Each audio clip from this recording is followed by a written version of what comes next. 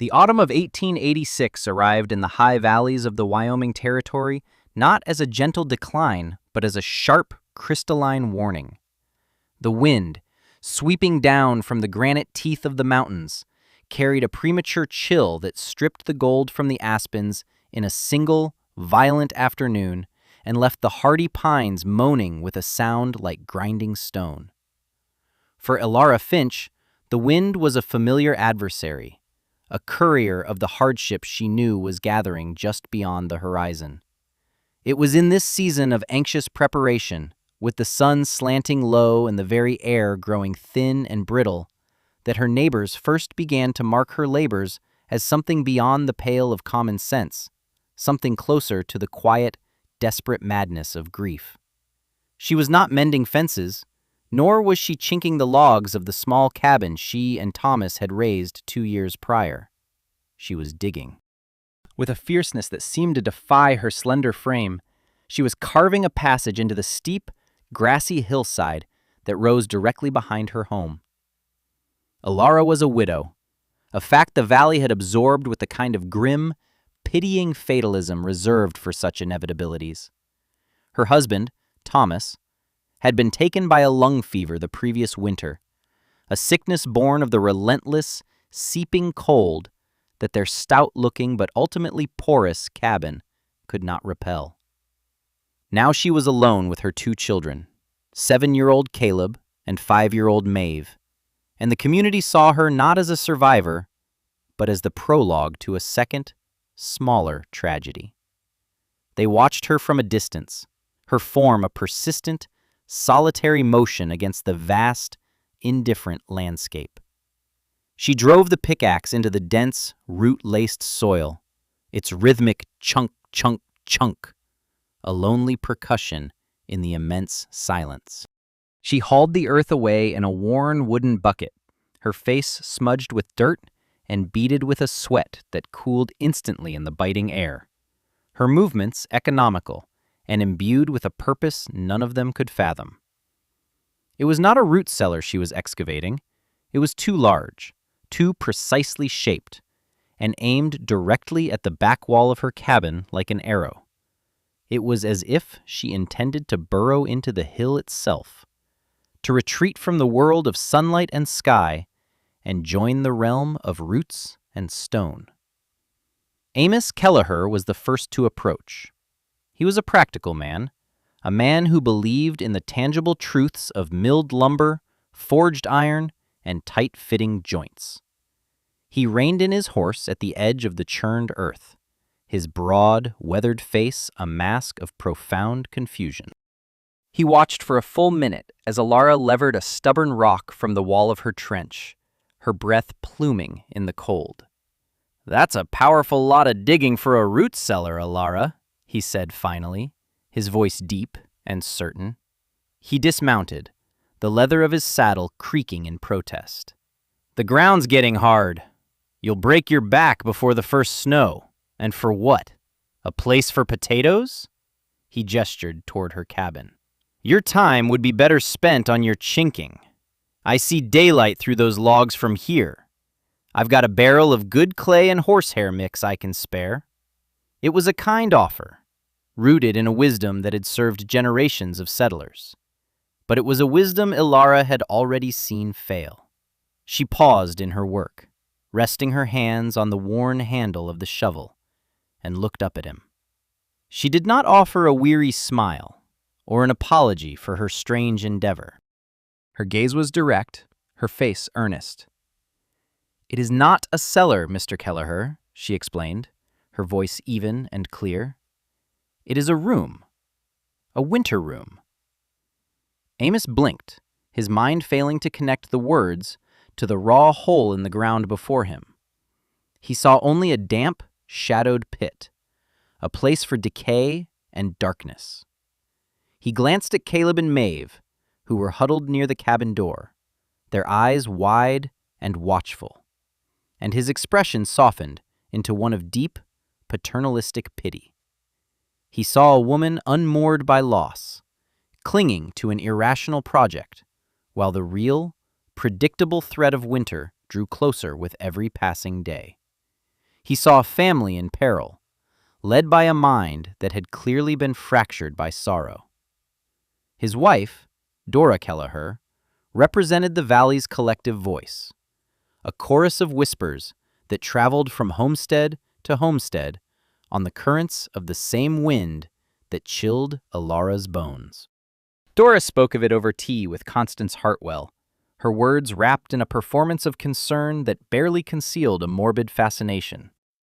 "Poor Elara Finch," she would sigh, shaking her head. Her mind snapped when Thomas passed, it surely did. Digging her own grave, some are saying. Amos offered her good sense and good clay, and she just stared at him. Said she was building a room in the dirt. A room! The damp will get into the children's lungs, just as it did with their father. It's a tragedy waiting to happen.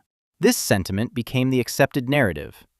Elara Finch was the grieving widow, the object of communal pity, a woman whose hands were busy with a fool's errand, while the wolf of winter padded silently toward her door. Amusement, for many, was a safer position than alarm. It was easier to chuckle at the absurdity of the dirt parlor than to contemplate the grim possibility of what would happen to two small children when their mother's folly met the first blizzard. Only Constance Hartwell, a woman who had buried her own husband years before and understood the solitude of a widow's resolve, reserved her judgment. She did not join the chorus of gossip. Instead, she would watch from her own property line, her gaze thoughtful. She saw not madness in Elara's labor, but a relentless, painstaking method. She noted the way Elara was beginning to line the earthen walls with flat, carefully selected stones hauled from the creek bed, fitting them together with a patient precision that spoke not of frantic delusion, but of a deep and abiding plan. Constance did not understand the plan, but she recognized its author. She saw a woman who was not digging a grave, but fighting for her life with the only tools she had: her own two hands and an idea that the rest of the world had deemed insane. She held her tongue and watched, an open-minded witness to what might be a catastrophe, or what might, just possibly, be a miracle. Elara was not deaf to the whispers, nor was she blind to the pitying glances. She felt them like a change in atmospheric pressure, a weight on the air. But they could not sway her, for her conviction was not born of desperation or grief-addled fancy. It was rooted in memory, in the quiet lessons of a man who had taught her to see the world not as a collection of established traditions, but as a system of abiding principles. Her father had not been a farmer or a rancher. He had been a surveyor for the railroad, a man of science and observation. He had carried books on geology and engineering in his saddlebags, and his talk had been of strata and water tables, of load-bearing capacities and the slow, immense pressures of the earth. He had spent a winter with the Pawnee as a young man, and had come away with a profound respect for their practical wisdom. He had been the one to teach her about the earth's slow breath. She remembered standing with him on a vast, snow-covered plain, the wind so cold it felt as though the world had frozen solid. He had led her to a small rise, brushed the snow away, and had her place her bare hand on the frozen earth. Then he dug down with his knife past the frost line, a mere 2 feet into the soil, and had her press her palm against the newly exposed dirt. The difference was astonishing.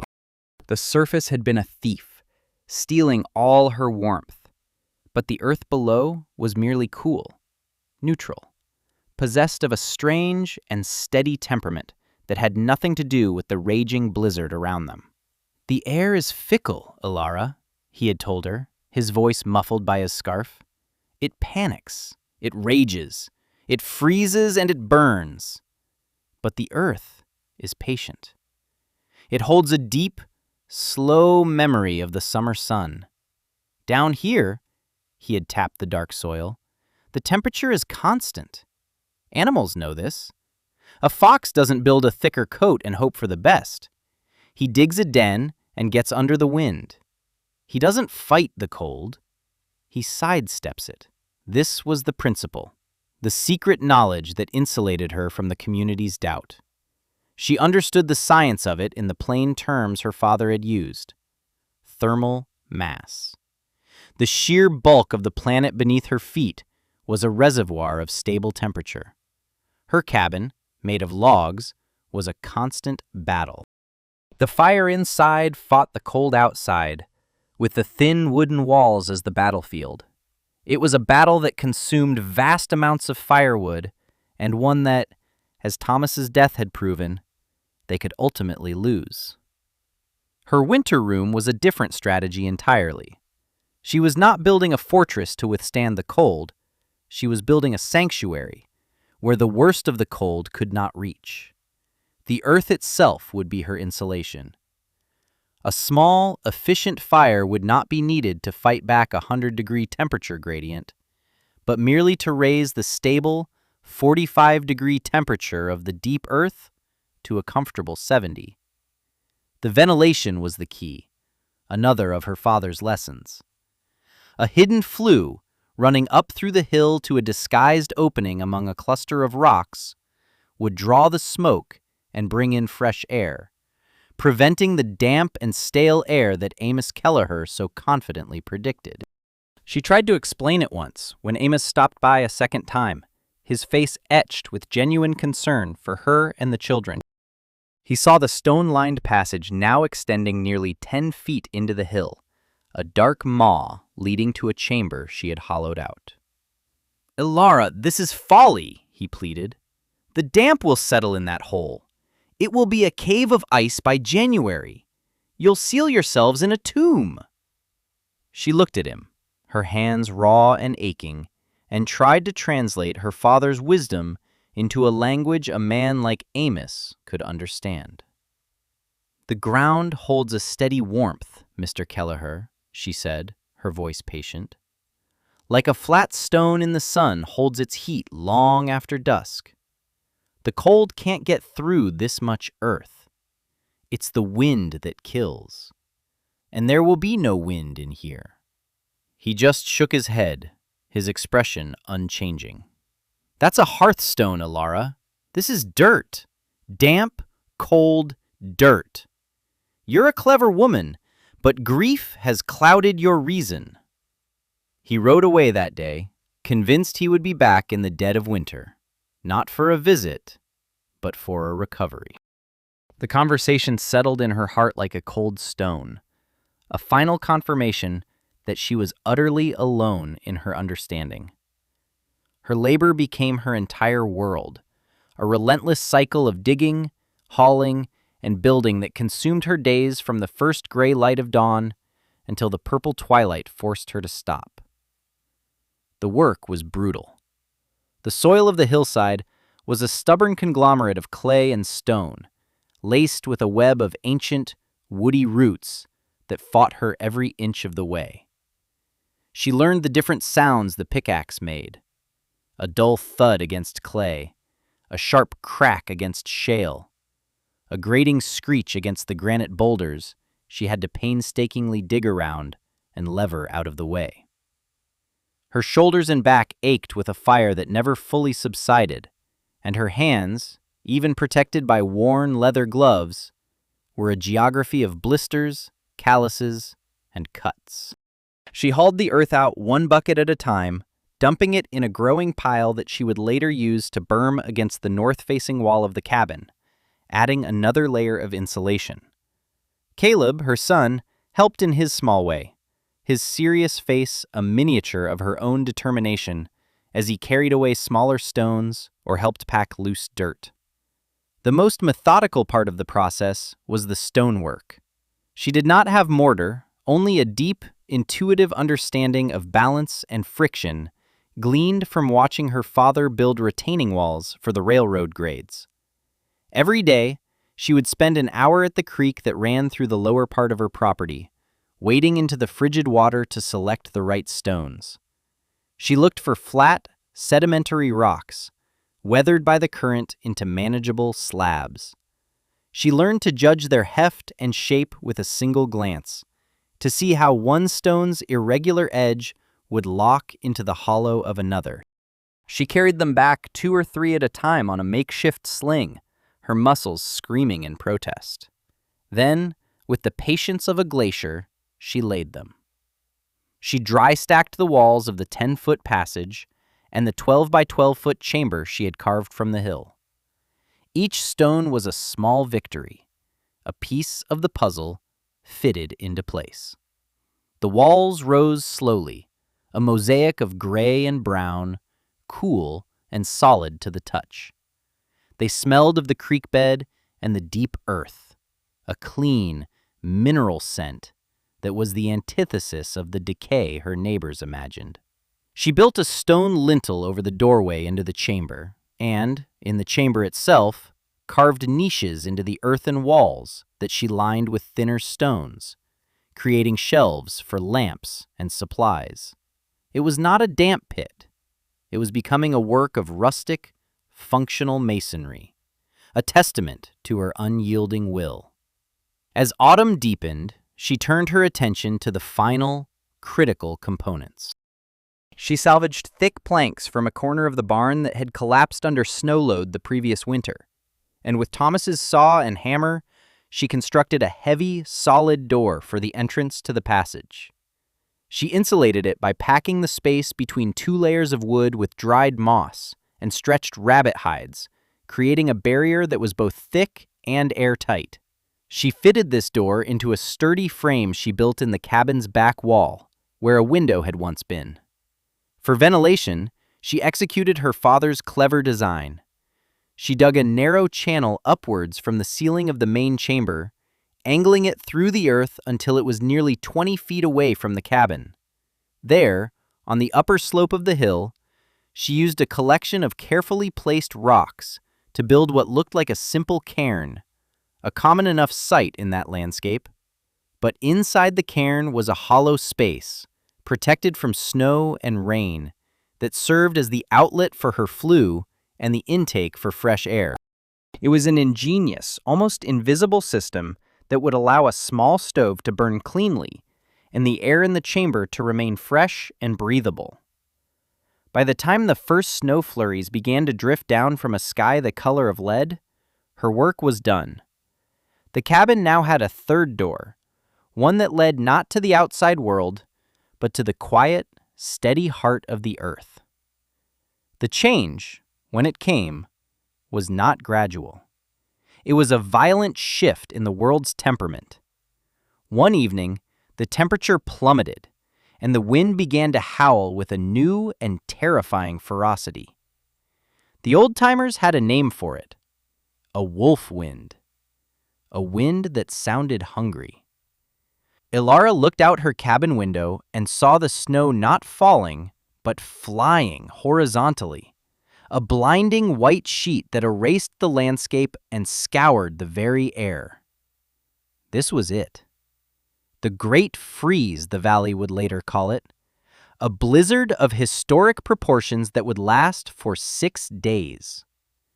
Without hesitation, she gathered her children. She moved their bedding, a crate of preserved food, her oil lamps, and a small pot-bellied stove into the subterranean room. She brought in buckets of snow to be melted for water. Then she closed the heavy insulated door, plunging them into a world of quiet and shadow. The roar of the blizzard was instantly muffled, reduced to a distant, hollow moan, like the sound of a storm heard from the bottom of a deep well. Those 6 days became a test of faith in her father's principles. The world outside ceased to exist. There was no day or night, only the steady, gentle glow of the oil lamp in their stone-walled sanctuary. The chamber was their entire universe. Time was measured not by the sun, but by the rhythm of their small lives, sleeping, eating, telling stories. Elara felt a profound sense of calm settle over her, a quiet that was the polar opposite of the terror she had felt during the storms of the previous winter. Then she had been in a constant state of battle, feeding the ravenous fireplace, stuffing rags into the ever-present drafts, listening to the cabin timbers groan as if they might splinter under the wind's assault. Here, there was no battle. There was only a deep, abiding stillness. The earthen walls and stone lining seemed to absorb the storm's fury, leaving them untouched in their protected core. She tended her system with the quiet confidence of a master craftsman. The small stove required only a few pieces of wood at a time to keep the chamber at a comfortable temperature. The air, drawn down through the hidden flue, remained fresh and clean, with no hint of smoke or dampness. She cooked their meals on the stovetop, and the smell of simmering broth and baking bread filled their small space, a scent of life and warmth that stood in defiant contrast to the sterile, frozen world she knew was raging just a few feet above their heads. Caleb and Maeve, who had been frightened by the storm's initial violence, quickly adapted to their troglodytic existence. They were warm, they were fed, and they were with their mother. For them, it was a great adventure, a secret fort protected from the monsters of the wind. Elara would watch them sleep, their faces relaxed and their breathing even, and she would feel a certainty so profound it was almost a physical presence in the room. She had not built a tomb. She had built a womb. On the seventh day, she awoke to an unfamiliar sensation: silence. The deep moaning of the wind had ceased. A profound stillness had settled over the world. It was time. Leaving the children asleep in their warm beds, she took a lamp and opened the door to the passage. The air in the short tunnel was cool, but not biting. She pushed open the heavy door that led into the main cabin and was met with a shock. The cold that hit her was not just an absence of heat. It was a physical presence, a palpable entity of such intensity that it stole the breath from her lungs. The interior of the cabin was a world of crystalline white. A thick layer of frost coated every surface, the walls, the table, the chairs, sparkling in the lamplight like a coating of crushed diamonds. The water in the bucket by the hearth was not just frozen, but a solid, bulging block of ice that had cracked the wooden staves. This was her first stark proof. The cabin, her former world, had become as alien and inhospitable as the surface of the moon. She stepped back through the doorway, pulling the insulated door firmly shut behind her, sealing off the lethal cold. She returned to the main chamber and simply stood for a moment, letting her senses confirm what her mind already knew. The air in the winter room was cool, yes, but it was a living coolness, filled with the familiar smells of her children, of warm blankets, of the lingering scent of their breakfast stew. It was the air of a home. She ran her hand along the stone wall beside her. It felt cool and solid, but it did not leach the heat from her skin. It was neutral, stable, a vast and patient bulwark against the fury outside. She looked at her sleeping children, their chests rising and falling in the gentle rhythm of peaceful rest, their cheeks flushed with warmth, not blue with cold. This was the sensory climax, the quiet, irrefutable evidence of her victory. It was a victory not of force, but of understanding. In that moment of quiet triumph, she thought of her father and his lesson on the snow-covered plain. "Nature doesn't fight itself, Elara," he had said. "It finds the balance. The trick is to find it too." She finally understood the depth of his words. She hadn't conquered the winter. She hadn't defeated the blizzard. She had simply found the balance. She had taken her family and stepped out of the path of the storm's rage into the calm, steady embrace of the earth. She had used a principle of nature to protect herself from nature's own excesses. It was a profound and humbling realization, and it filled her with a sense of peace that was as deep and as steady as the ground beneath her feet. 2 days later, when she was certain the worst had passed, she heard a muffled pounding from the world outside. It was a heavy, desperate sound. It took her the better part of an hour to clear the impacted snow from the main cabin door and force it open.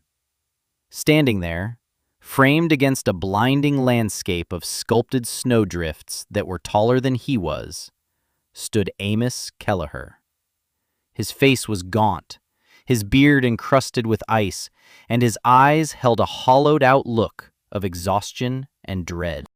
He had come on snowshoes, a journey of a few miles that had taken him half a day, to check on the widow and her children, convinced he would be facing the grim task of digging out their bodies. When the door opened and he saw Elara, weary but clearly alive and well, his jaw went slack with disbelief. "Elara," he breathed, his voice a hoarse croak. He stared past her into the frigid, frost-rimed interior of the cabin. He saw the frozen water bucket, the glittering walls, and he shook his head in stunned confusion. How are you alive?" From behind her, from the doorway to the passage, a gentle wave of neutral air, impossibly warmer than the cabin's atmosphere, washed over him. He saw the glow of a lamp from the dark opening. He saw Caleb peek out from behind his mother's legs, his face curious and warm. Elara said nothing. She simply stepped aside, holding the door open. Amos stumbled into the cabin, his eyes fixed on the passage. He moved toward it as if in a trance, and stepped through. He walked the 10 feet of the stone-lined tunnel and entered the chamber. He saw the small stove giving off a gentle heat, the sleeping pallets, the neat shelves. He felt the air, not hot, not cold, but simply calm. He saw Maeve sleeping soundly under a wool blanket. He reached out and placed a trembling hand on the stone wall, just as Elara had done. He held it there for a long time, his face a torrent of conflicting emotions, disbelief, confusion, and finally, a dawning, profound respect. He turned to look at her, his eyes meeting hers in the soft lamplight. "I'll be," he whispered, the words catching in his throat. "You did it, Elara. You truly did it." That spring, the full toll of the great freeze became apparent. The valley was littered with the frozen carcasses of cattle that had not found shelter. Several families had been struck down by illness, and one old trapper who lived alone in the high country was found frozen in his cabin. It was against this backdrop of loss and hardship that the valley's perception of Elara Finch began to change. The whispers of madness were replaced by murmurs of wonder. The pity was replaced by a quiet, grudging admiration. Amos Kelleher was the first to come calling not out of concern, but out of a desire to learn. He stood at the entrance to her passage, his hat in his hands, a humble man stripped of his former certainty. "Show me how you laid the stone," he asked, his voice low. "Show me how you made that vent." "I was wrong, Elara. My ways are good for a normal winter, but this was not normal." Elara, without hesitation or hint of triumphalism, shared everything she knew. She explained her father's principles, sketching the design for the ventilation system in the dirt with a stick. She walked him through the logic of thermal mass, of using the earth not as an enemy to be walled out, but as an ally to be embraced. Her knowledge, once her private burden, became a gift to the community. That summer, several families, with Elara's guidance, began to dig their own winter rooms, carving sanctuaries into the hillsides behind their homes. They became known as Finch cellars, a testament to their inventor. The structures became a defining feature of the valley's architecture, a piece of practical wisdom born from one woman's refusal to bow to convention. Elara's passage, the original, served her and her children through many more harsh winters. Caleb and Maeve grew to adulthood in that cabin, their childhood secured by their mother's quiet innovation. Years later, when Caleb had a family of his own, they still used the winter room during the coldest spells. The stone walls, laid with such care and desperation, stood for more than 70 years, a silent, enduring monument not to a grand battle, but to a simple, profound idea. That sometimes the greatest strength lies not in fighting the storm, but in having the wisdom to move aside and let it pass.